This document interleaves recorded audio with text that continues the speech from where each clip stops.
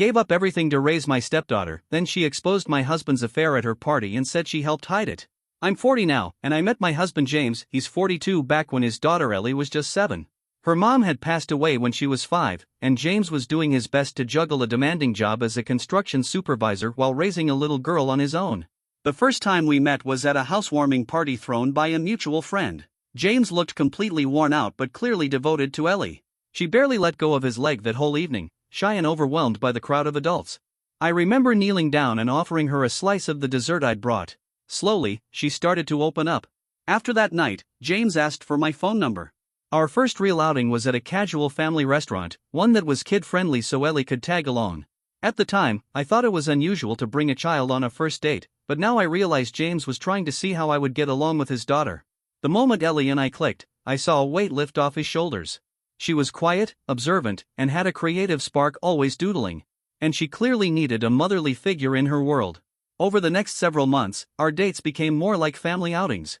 We went to her school plays, soccer matches, even sat in on parent-teacher meetings together. James started inviting me to more and more of Ellie's life events. Honestly, I didn't mind at all. I had always hoped to be a mom, and seeing Ellie's serious little face light up when she spotted me in the crowd meant everything.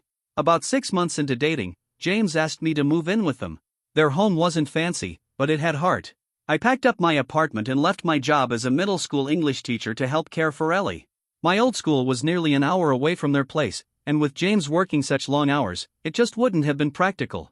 Instead, I picked up a part-time gig that paid less but gave me the flexibility to be there for her. James's workdays started before sunrise and often ended after Ellie was in bed, so I took on most of the parenting. I packed her lunches with sweet little notes inside, helped her study for math and spelling tests, met with her teachers, and stayed by her side through stomach bugs and ear infections. I taught her how to braid her hair, and how to stand tall when other girls tried to bring her down at school. When she turned 8, Ellie started calling me Mom out of the blue. The first time she did it, I froze, unsure how James would take it. But he just smiled and told me later that he was happy Ellie had someone to step into that role. We got married the next year when Ellie was 9. It was a small, intimate wedding in our backyard. Ellie was the flower girl, and she proudly told everyone she was finally getting a real mom. My own parents had been unsure about me marrying a man with a child, but after seeing the bond we had, they came around. For the next 15 years, I poured my heart into being there for our little family. I never tried to take the place of Ellie's biological mother. Every year on her birthday, we visited her mom's grave together. I even encouraged Ellie to keep a journal of things she'd want to tell her mom if she were still around. On Ellie's 18th birthday, I had all those journal entries bound into a book. I included photos of her growing up, moments I thought her mother would have cherished. When she started applying to colleges, I was the one driving her to campus tours, helping her polish her essays, and staying up late to research scholarships. James joined us when he could, but the day-to-day stuff? That was on me. And I was happy to do it. Watching her grow into a smart, kind young woman made everything worth it. The night her college acceptance letters came in, James took us out for a celebratory dinner. He made a toast to her future and thanked me for being the best mom Ellie could have ever wished for. I cried happy tears that night, feeling like we'd really built something beautiful together, even if it hadn't been easy. After her second year of college, Ellie decided to take a gap year to figure out what she wanted. James was hesitant, a little let down maybe, but I supported her. I helped her get a part-time job at a local store and encouraged her to revisit her old interests, like painting, which she had loved as a kid but let go of in high school. Last month, Ellie turned 22. We planned a fancy dinner at an upscale Italian place she'd always wanted to try. I made the reservation weeks ahead to secure the private dining room with a view of the city. James insisted on inviting a few of his co-workers, which felt a little strange since it was supposed to be a family event, but I let it slide. I figured he was just proud and wanted to show off the amazing young woman we'd raised. I went all out for the party: custom cake with her favorite childhood photo, a silver bracelet engraved with her birth date, and a personal message, "To my daughter, with love, forever." I wrapped it in paper her favorite color and added a handwritten card that poured out everything I felt, how proud I was of who she'd become. The day of the dinner, I picked up the cake, got my hair done, and wore the blue dress Ellie helped me pick out during one of our recent shopping trips. I got to the restaurant early to double-check everything: the decorations, the seating plan, and the special dessert menu I'd arranged with the chef. James and Ellie arrived together. He'd picked her up from her friend's place where she'd gotten ready. Ellie gave me a quick hug but seemed preoccupied, checking her phone over and over. James didn't seem very present either, kept glancing toward the door. Guests began to arrive, around 20 in all. My sister and her husband, some of Ellie's school friends, and a few co-workers of James I'd never met before. Then came Laura. She was 35, arrived late, and instantly drew attention. She wore a red dress that clung to her figure and made a beeline for James the moment she walked in. The way she laughed at everything he said, the way she kept touching his arm, it struck me as odd. I brushed it off as workplace friendliness, though I found it strange I'd never heard of her before if they were so close. During dinner, I was placed at one end of the long table with my sister, while James sat all the way at the other end with Laura right next to him, and Ellie sitting across from them. That wasn't how I'd arranged things. I had imagined the three of us sitting together, but James had reshuffled the seating, saying it would help conversation flow better. I tried to be polite and chat with the folks near me, but I couldn't stop glancing over at the trio at the other end. They were deep in conversation, laughing together, sharing jokes that I wasn't in on. And it hurt. It was Ellie's birthday, and somehow, I felt like a guest at my own family's table. After the meal, the cake was brought out. I stood up to say a few heartfelt words about Ellie, how we met, how proud I was of her journey. James checked his watch halfway through, and Ellie gave a small smile but looked kind of uncomfortable. When I sat down, Ellie got up to make a speech too. She thanked her friends, and then turned to James and thanked him for always being there financially and supporting her dreams.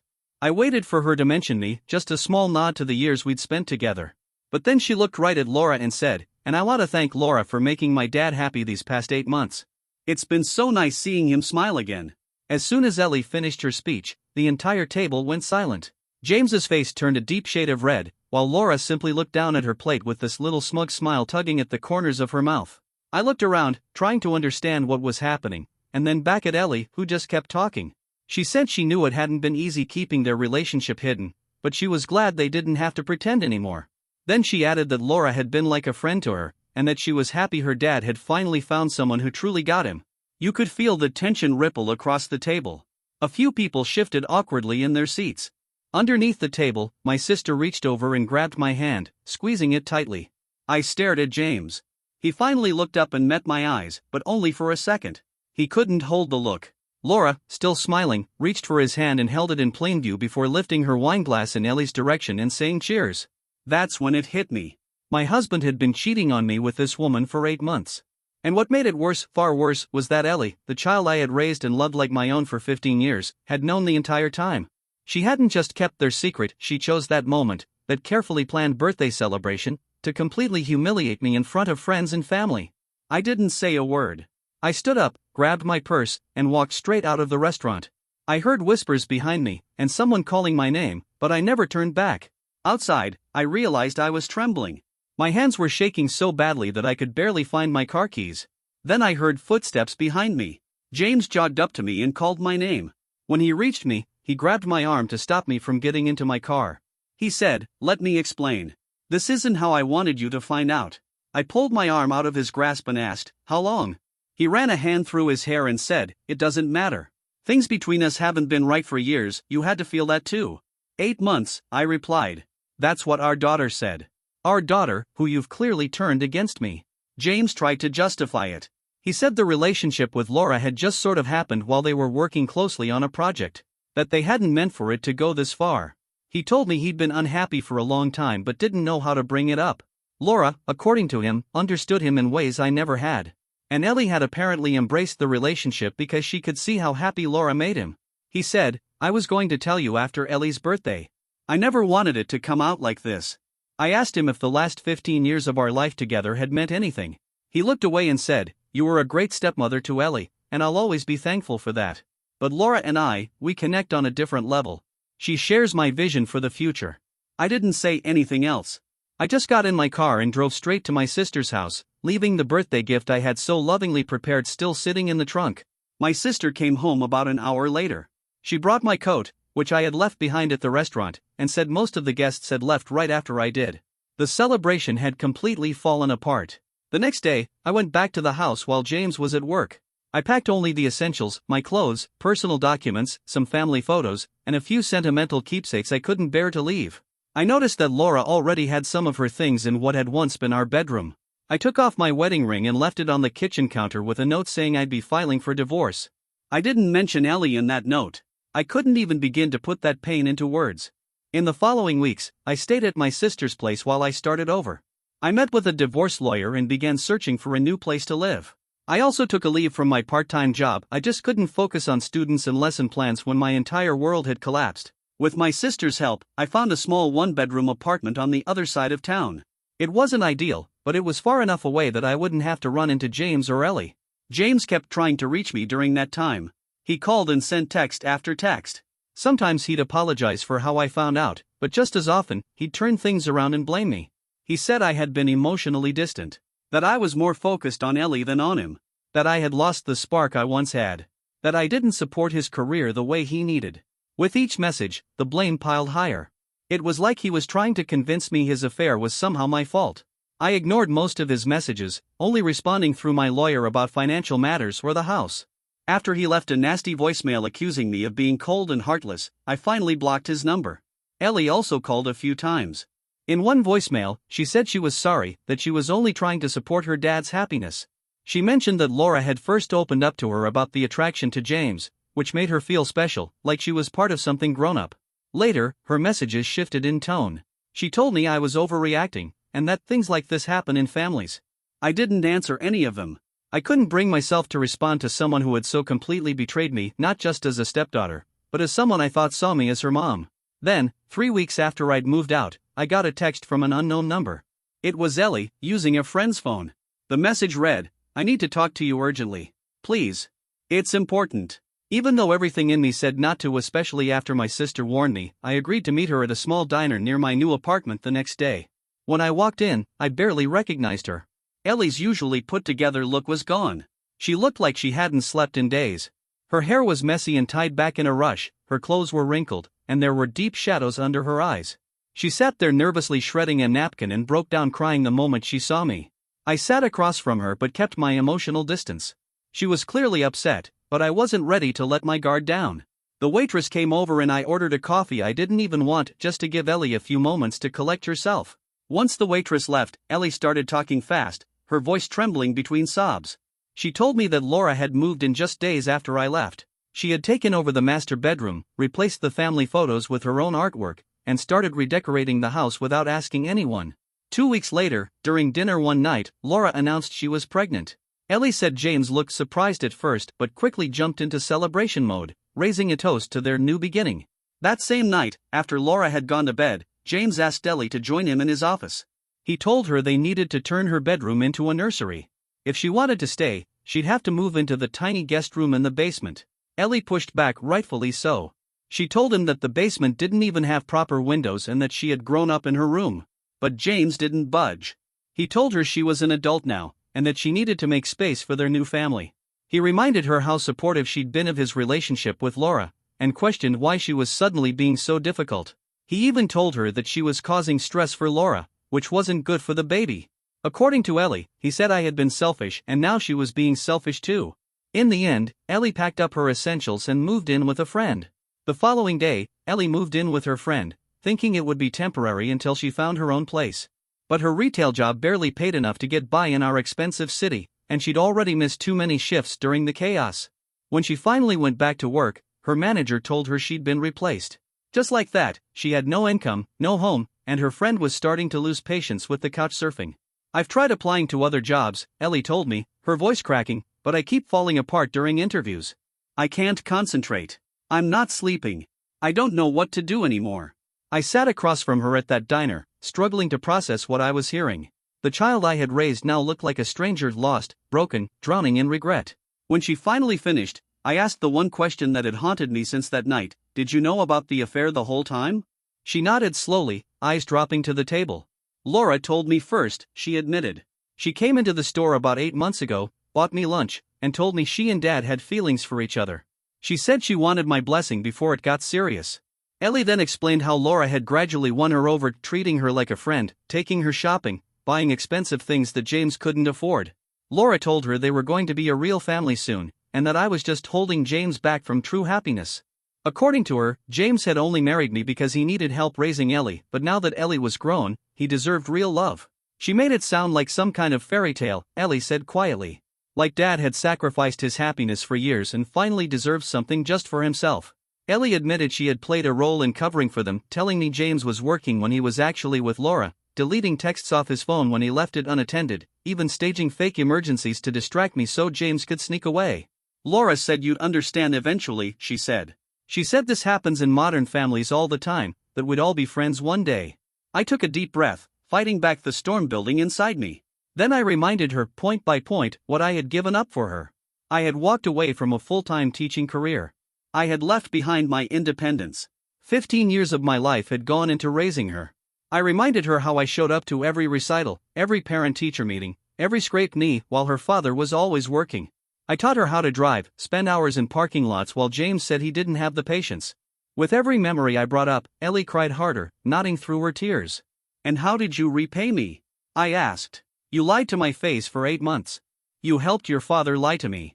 You sat at our table eating the meals I cooked, accepted the gifts I bought, all while knowing you and James were betraying me together." I told her, honestly, that her betrayal hurt more than James's. I never expected her to pick me over her biological dad. I had always told her that blood ties mattered, that family mattered. And I meant it. But I had raised her like she was my own. I had poured every ounce of maternal love I had into that child. And in the end, she treated me like I was nothing more than a placeholder, someone to be discarded when she wasn't needed anymore. I stood up, pulled out cash for my untouched coffee, and told Ellie, "You made your choice 8 months ago when you helped your dad cheat. I won't be helping you now." "But where am I supposed to go?" she cried, panic rising in her voice. "I don't have a job. I don't have a place to live. Dad won't return my calls and Laura changed the locks. I went by to get my things and they wouldn't even let me in." I looked at her and said, "That's not my problem anymore. You're an adult, Ellie. Figure it out." As I walked out, she called after me in tears. She said she'd made a terrible mistake. That James had manipulated her. That Laura had promised they'd all live happily together. She said she didn't know he'd cut her off once she stopped being useful to them. "Please," she sobbed as I reached the door, "you're the only mother I've ever really had." I froze for just a second. My hand was on the door handle, and for a brief moment, I saw the little girl I once loved so deeply, the one who used to wrap her arms around my leg during thunderstorms. But then I remembered the way she'd thanked Laura at that birthday dinner, like I was already erased. I pushed the door open and didn't look back. That night, I blocked Ellie's number, all her social media, and even the mutual contacts who might try to reach out on her behalf. I changed my email and told my workplace I wouldn't be taking any personal visitors. 2 days later, my sister told me Ellie had posted online about being homeless and abandoned by her family. The post was vague, full of regrets and mistakes, but made her sound like the victim of some unfair tragedy. A few relatives called me afterward, saying I was being too harsh. That Ellie was still young. That I raised her and should be helping her now, no matter what happened. Part of me feels sick about Ellie's situation. She is young. And I know how manipulative James can be, how easily he twists the truth to make others feel like they're the problem. I spent years making excuses for him myself. I know the pattern. But another part of me can't let go of what Ellie did. She didn't just keep quiet, she played an active role in tearing our family apart. She helped run cover for the affair. She watched me love her like a mother, knowing I was being lied to, and then stood up at her birthday party and humiliated me in front of everyone. She didn't show any regret until her fantasy with James and Laura collapsed. My sister thinks I should help her get back on her feet, maybe loan her money for a deposit or help her find a place to stay. She says I'm still the closest thing Ellie has to a mom. But I can't look her in the eye without seeing everything she did. So am I the bad one for turning my back on my stepdaughter after she helped destroy my marriage and is now paying the price? Update 1: It's been a week since my original post. My lawyer told me James wants to keep the house for Laura and the baby and offered me a settlement far below what's fair. I refused. A mutual friend told me Ellie's now staying with one of James's relatives who saw her online post and took her in. Update 2: 2 weeks later, I received a handwritten letter from Ellie. She didn't ask for money or a place to stay. Instead, she laid out everything: how Laura had slowly wormed her way into our lives, how she'd been manipulated, how she now sees what she did wrong. She said she doesn't expect forgiveness, but she needed me to know she gets it now. I haven't written her back. I'm still processing. My focus right now is finalizing the divorce. My lawyer says James is finally offering a fair settlement, probably because I refused to budge and he doesn't want Laura dragged into court. Final update: it's been a month. The divorce is moving ahead. James caved after my lawyer threatened to subpoena Laura. As for Ellie, we spoke. After receiving a second letter from her, I agreed to meet for lunch. She apologized again. She's found a small apartment with a roommate and is starting a new job soon. She didn't ask for help this time. I told her it'll take time before I can even think about rebuilding trust. For now, I gave her a referral to a therapist I trust. Some people have asked if I regret walking out of that restaurant without blowing up the whole table and confronting James and Laura on the spot. The answer is no.